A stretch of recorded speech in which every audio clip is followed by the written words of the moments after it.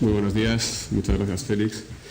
Bueno, en primer lugar tengo que agradecer sinceramente al Departamento de Desarrollo Rural, Medio Ambiente y Administración Local que me ha invitado a participar en esta jornada, yo creo muy interesante, manifestación más del principio de participación y de información que está persiguiendo la elaboración del plan que hoy se presenta y también de la futura ley de residuos.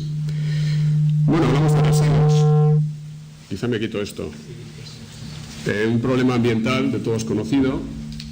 No voy a hablar de la encíclica o Laudato Si del Papa, aunque yo la recomiendo desde luego porque es todo un tratado de derecho ambiental en el que se hace referencia clarísimamente a los límites del crecimiento, a la cultura del desarrollismo, del productivismo, de la máquina, de la conciencia que tenemos todos de la utilización efímera de los recursos y que está generando un problema ambiental que es muy importante, ya no solo de naturaleza terrenal, sino incluso de naturaleza cósmica, habida cuenta de que hay numerosos satélites dando vueltas que ya son auténticos residuos al estar fuera de uso. La directora general hablaba del objetivo del milenio 2030 del Programa de Naciones Unidas sobre Medio Ambiente. Yo voy a empezar hablando de este principio, el pensar global, actuar local.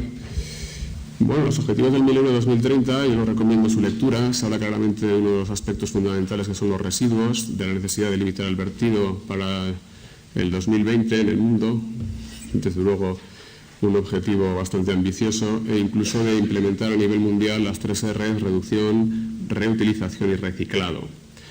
Hablo de pensar global, pero desde luego ya aquí vamos a hablar del actuar local, en concreto del Plan de Gestión de Residuos de Navarra, de prevención y gestión, y concretamente de cuáles son las medidas que se pretenden para su implementación. Bueno, descendiendo a escala europea se ha hablado mucho de la estrategia sobre la economía circular, y me permito empezar mi presentación con algo bastante obvio, que también se deriva de la comunicación sobre economía circular y del reciente informe de la Comisión Europea de la propuesta de trabajo sobre la aplicación de la legislación ambiental y particularmente en España. Y en concreto se hace referencia a cuál es la situación de la gestión de los residuos en España y, bueno, algo bastante obvio, ¿no?, que yo creo que resumiría en buena medida lo que yo quiero decir hoy aquí. Dice que convertir los residuos en recursos requiere algo bastante obvio, que es la plena aplicación de la legislación de la Unión Europea en España, incluida la jerarquía de residuos, a la que también me referiré, la necesidad de garantizar la recogida selectiva de residuos, entre ellas evidentemente la fracción orgánica, y cumplir los objetivos de desvío de residuos al vertedero. Hay una directiva de vertederos desde el año 99 que fue transpuesta a nuestro ordenamiento jurídico en el año 2001 y que todavía se sigue sin cumplir en prácticamente toda España, sobre todo en cuanto a los objetivos de reducción de materia orgánica a vertedero. Reducir la producción de residuos, obviamente, principio de reducción, y limitar la recuperación de energía a los materiales no reciclables y eliminar gradualmente el vertido de residuos reciclables o recuperables. En definitiva, si se dan cuenta de estos 3 epígrafes, básicamente se deduce los principios del plan de residuos, de la política de residuos y, en definitiva, de la legislación ambiental en materia de residuos. Y las leyes son muy importantes porque si se protege el medio ambiente, en definitiva, no es porque muchos tengamos una conciencia ambiental muy arraigada, sino porque existen normas jurídicas que se imponen obligatoriamente, que imponen servicios públicos obligatorios y que, por supuesto, tienen su correspondiente cuadro de infracciones y sanciones en caso de incumplimiento. Y sobre todo porque esto cuesta dinero. Y luego vamos a ver, la directora general ya ha expuesto cómo se pretende financiar los objetivos y medidas que se plantean en el plan y que, desde luego, se plantearán a través de medidas fiscales. Quien contamina paga. Bueno, el marco jurídico en materia de residuos. No les digo nada nuevo, de todos es conocido. Pertenecemos a la Unión Europea desde el año 1986. La política ambiental comunitaria es una política fundamental, transversal, que afecta a todas las demás políticas y la legislación ambiental en España y en todas las comunidades autónomas, evidentemente, deriva de la Directiva Marco de Residuos, que sustituyó a directivas anteriores, la primera del año 75, y que establece claramente todos los principios y la jerarquía a la que vamos a hacer referencia. Una directiva extensa con 41 artículos, todos ellos detallados, en los que se definen conceptos novedosos, conocidos: agente, negociante, prevención, precaución, qué es residuo, subproducto. Se establece claramente la jerarquía, los principios, la necesidad de autorización, la necesidad de sanción y, sobre todo, orientar todas las políticas hacia la denominada sociedad del reciclado, que es un poco a lo que se refiere esta directiva. Claro, hemos extendido del ámbito global al ámbito comunitario.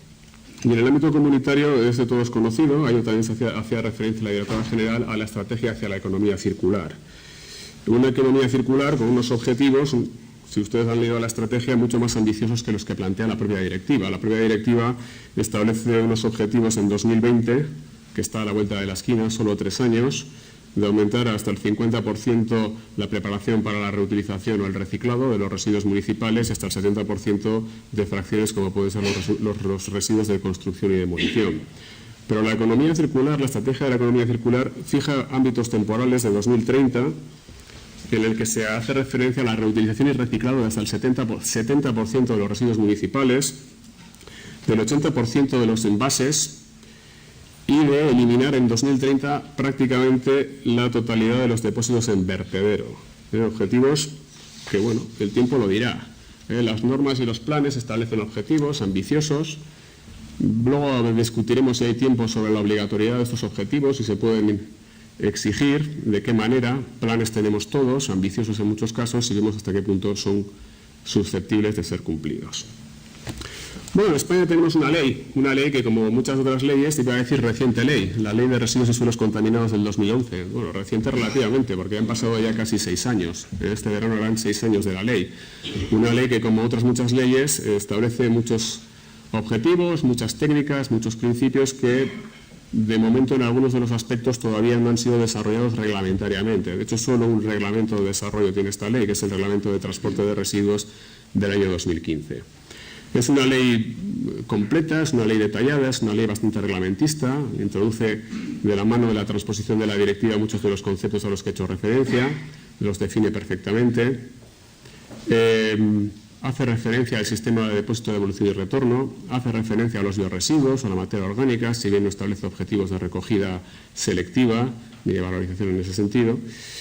Y bueno, legislación hay mucha. Ahí me permito citarles algunos de los flujos de residuos que han sido objeto de normativa específica y que también establecen a su vez objetivos importantes de reutilización o de reciclado o valorización. Vehículos fuera de uso, recientemente aprobado el nuevo Real Decreto en materia de vehículos fuera de uso este mismo año. Neumáticos, envases y residuos de envases, todavía en parte vigente la ley del 97. Residuos de construcción y demolición, RAEs, pilas, acumuladores, aceites, por supuesto lodos de depuradora, desde el año 90 regulados. Y también los destinos, que están estrictamente regulados a través del Real Decreto de Vertederos y también del Real Decreto de Incineración o Valorización Energética. Y ahí faltaría sumar el Real Decreto que regula el transporte de los residuos. Bueno, por lo tanto, normativa tenemos. Se hablaba de la gobernanza, la distribución territorial del poder en España, como bien es sabida, se divide entre el Estado, las comunidades autónomas y las entidades locales.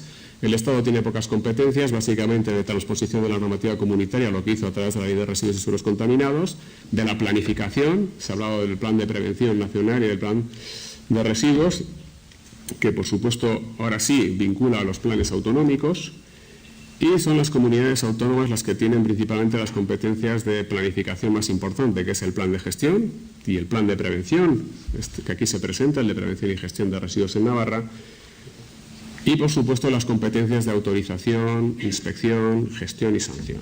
Ahora bien, los grandes protagonistas en lo que se refiere a los residuos domésticos y comerciales, lo que antes se conocía como residuos urbanos o residuos municipales, son los municipios, que la Ley de Residuos y Suelos Contaminados, garantizando la autonomía municipal, establece claramente cuáles son sus competencias de recogida, transporte y gestión.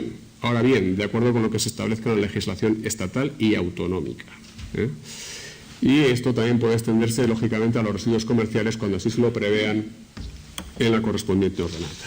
No me voy a detallar mucho, no me quiero extender, porque yo creo que están esperando todos que lleguemos a el posible contenido de la Ley Foral de Residuos en su germen. Bueno, ausencia de una ley de residuos en Navarra. Es curioso, en Navarra en los últimos 10 años prácticamente no se ha legislado nada en materia de medio ambiente, o muy poquito. Desde la fantástica Ley Foral de Intervención para la Protección Ambiental del año 2005 a la Ley Foral 4 de 2005, una ley que a día de hoy pues, es prácticamente inaplicable porque ya ha sido desplazada en buena medida por la legislación de evaluación ambiental y la legislación de prevención y control integrados de la contaminación estatal. Bueno, pues no hemos tenido una ley de residuos. ¿Era necesaria o no era necesaria? Bueno, eso se puede discutir. Lo cierto es que en Navarra sí que ha habido intentos de regular la materia de los residuos. En el año 94, la Ley 1394 de Residuos Especiales de Navarra nunca se llegó a aplicar. Lo único que se llegó a aplicar de la misma fue la creación de la entonces NAMAINSA, Navarra de Medio Ambiente Industrial Sociedad Anónima, que se preveía que se configurase como un gestor público de residuos especiales.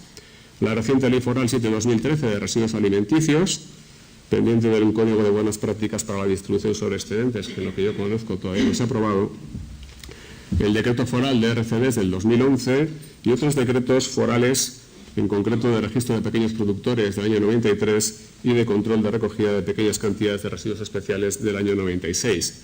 Decretos que en buena medida tendrían que ser derogados y suplidos por la nueva ley foral de residuos que se apruebe y, por supuesto, los reglamentos de desarrollo que en su momento se plasmen.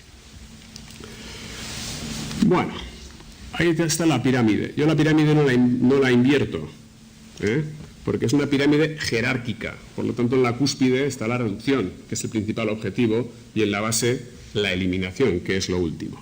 Ahora he visto que los documentos de la Comisión o incluso del propio Ministerio invierten la pirámide, pero yo la veo desde un punto de vista jerárquico y lo primero que tiene que estar es la reducción, el principal objetivo.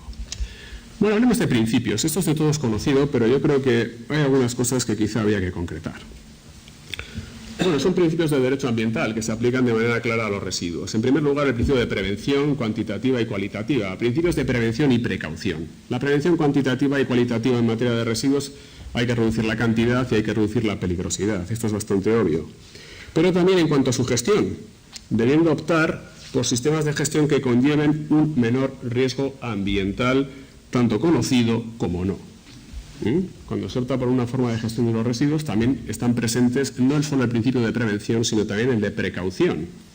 Porque la precaución ya saben que consiste o cautela el adelantarse a futuros efectos potenciales de determinadas formas de gestión. Nadie sabemos cuáles son los riesgos de determinadas formas de gestión y quizá cuando seamos conscientes de ello sea demasiado tarde. Y lo digo porque aquí, a pesar de que probablemente muchos estén pensando que solo vamos a hablar de residuos domésticos y comerciales o residuos municipales o la fracción orgánica de los residuos municipales, pues también el plan, como ha dicho la directora general, se refiere a otros muchos tipos de residuos, también los residuos industriales. Y estos principios, sobre todo el de precaución, habrá que tenerlo en consideración y el de prevención, por supuesto, cuando, por ejemplo, se autorizan determinadas formas de gestión de residuos industriales o se autorizan plantas de tratamiento que están sujetas a autorización ambiental integrada, en el cual el principio de precaución y no solo el de prevención están muy presentes. Proximidad y autosuficiencia en la gestión. Claro, estos son dos principios también muy importantes. Derivan del principio de corrección en la fuente. La autosuficiencia es que cada Estado a nivel comunitario debe gestionar por sí mismo sus propios residuos. A nivel estatal prácticamente lo mismo. Y el de proximidad se supone que deben ser tratados en el centro o en el lugar más cercano a la generación de los mismos. Si bien el principio de proximidad, debo decirles que solo se aplica, así lo ha dicho la jurisprudencia del Tribunal de Justicia y también se plasma en la normativa, a los residuos domésticos mezclados y a los residuos destinados a eliminación. El resto de los residuos, sin ningún tipo de problema, pueden ser transportados a otros territorios para ser valorizados o reciclados en otras plantas. El principio de quien contamina paga. Este es un principio que a mí me encanta. Quien contamina más paga más, quien contamina menos paga menos. El principio de contamina paga deriva de la responsabilidad administrativa sancionadora, la responsabilidad penal por un delito ambiental y, por supuesto, las ecotasas o impuestos que gravan la contaminación. Y entre ellos, por supuesto, yo creo que va a ser un tema de debate que luego explicará muy bien Sergio Sastre, la fiscalidad ambiental. España está a la cola de fiscalidad ambiental. Un reciente informe de la Comisión lo ha puesto de manifiesto. Se paga muy poco en relación con los países de nuestro entorno europeo en materia de impuestos ambientales y, sin duda alguna, una de las medidas estrella que se está implementando no solo en otras comunidades autónomas, sino que se prevé implementar en Navarra es un canon o un impuesto, luego veremos cuál puede ser su naturaleza, que grave el vertido a vertedero. De tal manera, con ello se consigue una doble finalidad: reducir el vertido y, sobre todo, desincentivar aquellas conductas tendentes a acabar en vertido, es decir, se lograría reducir el rechazo. El principio de información y participación. Bueno, yo creo que esto del Convenio de Aarhus de 1998 y la Ley de Información y Participación y Acceso a la Justicia en materia ambiental, pues todos somos conocedores, y yo creo que tanto el plan anterior, que fue anulado por sentencia del Tribunal Superior de Justicia de Navarra de enero del 2013, confirmado en enero de 2015, como el vigente plan, yo creo que ambos fueron ejemplos de participación. Quizá en este se ha hecho más hincapié, pero en el anterior hubo también un proceso de información pública, de participación y de evaluación ambiental estratégica. Y yo creo que es importante. El interés ambiental es un interés difuso, es un interés colectivo, afecta a todos los ciudadanos y por lo tanto todos en mayor o menor medida tenemos algo que decir al respecto.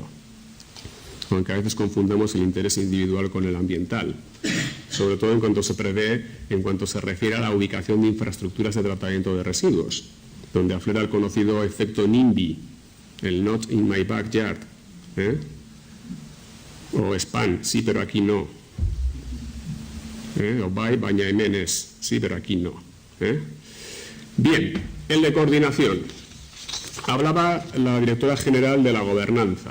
Pues yo creo que son principios muy viejos y muy antiguos que están en la legislación administrativa general. Gobernanza, participación, información y, por supuesto, buena relación entre las administraciones públicas. La coordinación y la colaboración es fundamental en un problema como el de los residuos que... Aquí estáis muchos representantes municipales, pero que trasciende claramente al ámbito municipal. Y en el caso de la Comunidad Foral de Navarra, por supuesto, también. Las competencias son locales, en materia de residuos domésticos y comerciales principalmente. Son los encargados de recoger y gestionar, pero desde luego la visión tiene que ser claramente supramunicipal, por muchas razones, que luego si quieren discutimos. Y ahí la coordinación pues necesariamente tiene que venir de parte del ente territorial superior que es el Gobierno de Navarra, respetando siempre la autonomía local y las competencias de las entidades locales, que en muchos casos pues es muy sensible, pero se trata de solucionar problemas. Bueno, y la jerarquía. Bueno, reducción. El mejor residuo es aquel que no se produce. Reducción cuantitativa y cualitativa en el que se plasma el principio de prevención. En segundo lugar, la preparación para la reutilización. Concepto nuevo, antes se hablaba de reutilización, la reutilización ya se habla de productos, la preparación para la reutilización se refería a los residuos. Es curioso, porque la Ley de Residuos y Suelos Contaminados, que se aprobó en el año 2011, en un principio apostaba bastante de manera decidida por el fomento de medidas tendentes al depósito de devolución y retorno, pero uno de los decretazos ley que se aprobaron inicialmente en el año 2012, pues equiparó prácticamente el DDR al reciclado de alta calidad en cuanto se refería a las medidas de fomento. El reciclado incluye el compostaje y la valorización energética procedente de procesos de digestión anaerobia.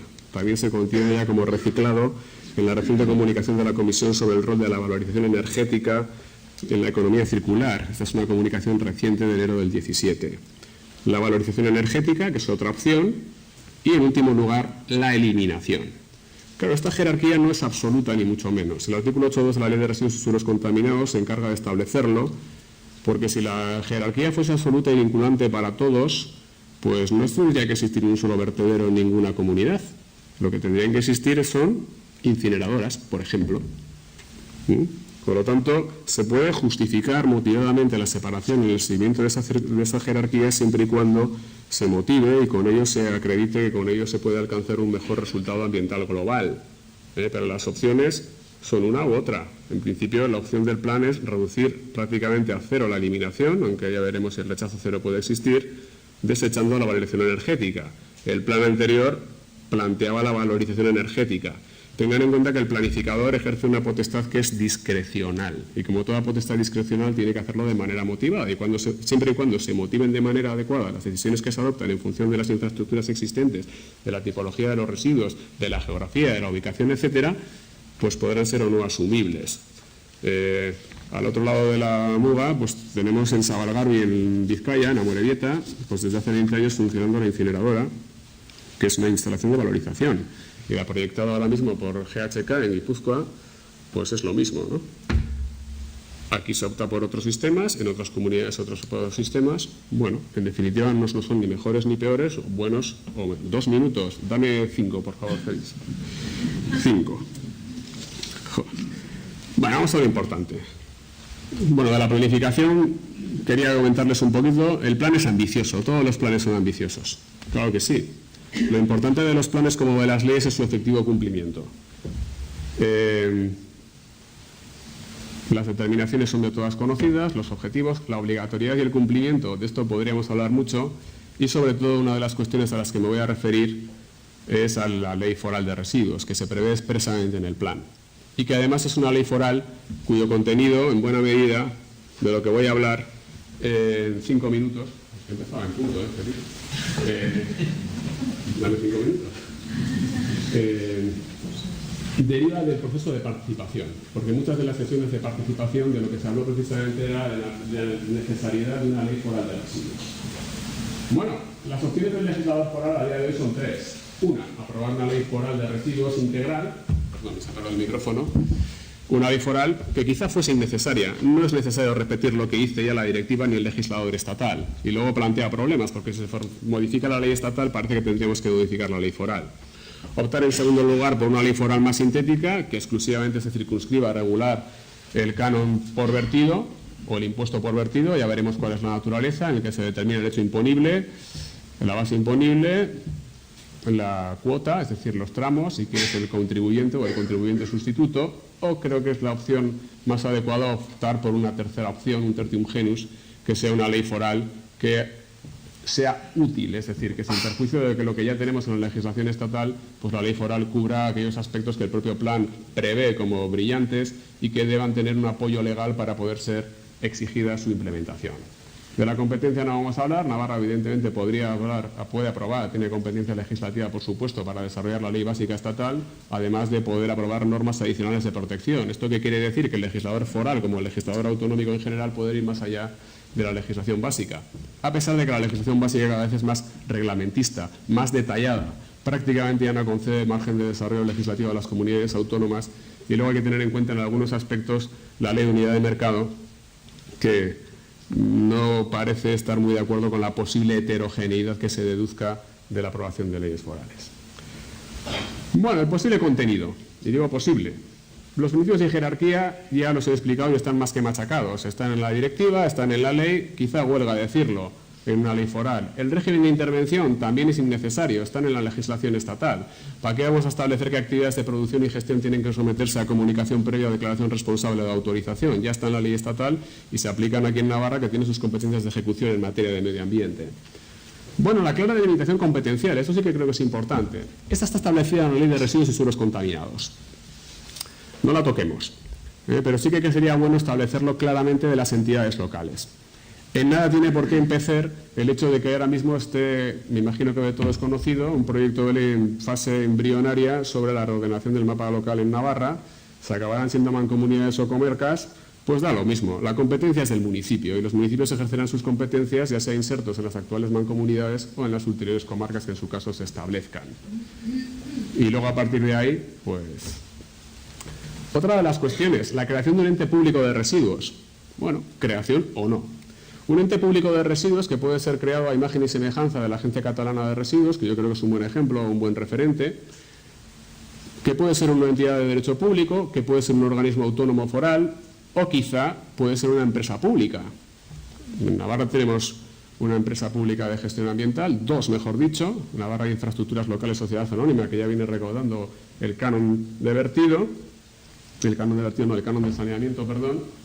O tenemos también otra empresa pública, la Gestión Ambiental Navarra, o también la existencia de un consorcio, que a día de hoy no integra todas las mancomunidades, pero bueno, esta es una entidad de naturaleza local. O crear un nuevo ente. Termino, Félix. Y bueno, la novedad principal, o lo que se ha venido demandando, principio quien contamina paga. Claro, Madrid lo tiene, Murcia lo tiene, Cataluña lo tiene desde hace muchos años. Un impuesto que grave el vertido o la incineración. Con esto se consiguen dos claras finalidades. En primer lugar, desincentivar el vertido, con lo cual aumentarían necesariamente por parte de todos los municipios sus programas de reciclado, reutilización y valorización, claramente, y por otra parte plasmar el principio de que el contamina paga.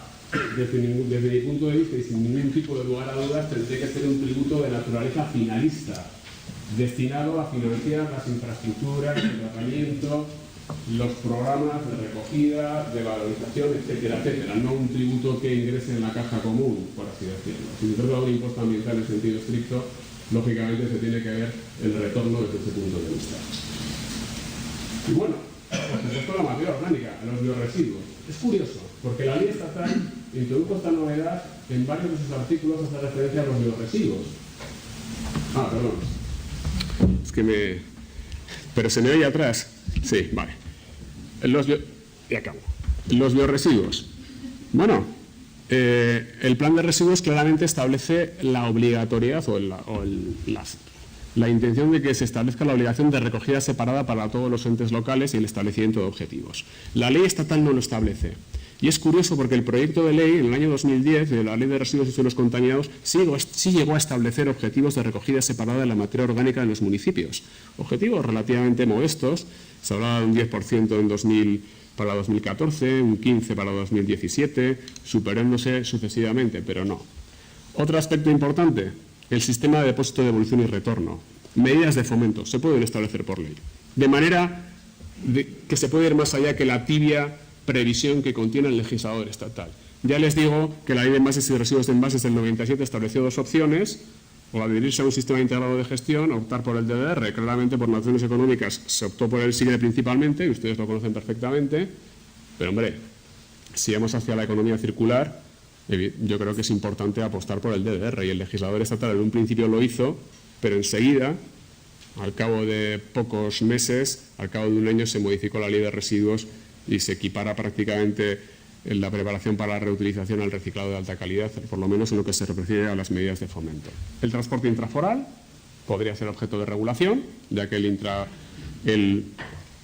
de la Comunidad Foral de Navarra. La creación de un registro foral de productores y gestores y de comunicantes y de autorizados lo establece la ley estatal, pero que se establezca un registro claro de acceso. La regulación de los suelos contaminados, ¿por qué no? Tenemos una regulación estatal. Hay regulaciones muy buenas que pueden ser objeto de seguimiento. Por ejemplo, la legislación vasca de suelos contaminados. En Navarra no hay un inventario de suelos contaminados en el que se establezcan los niveles genéricos de referencia, el procedimiento de declaración y el inventario. Los emplazamientos son importantes. Los suelos contaminados generalmente se contaminan por deposición inadecuada de residuos y con el impacto ambiental que tienen sobre las aguas superficiales y subterráneas e incluso sobre la atmósfera, por no hablar de salud pública si son de metales pesados. Un régimen de infracciones y sanciones en el que la prestación ambiental sustitutoria ya creada por la Ley Foral de Intervención Ambiental podría tener participación.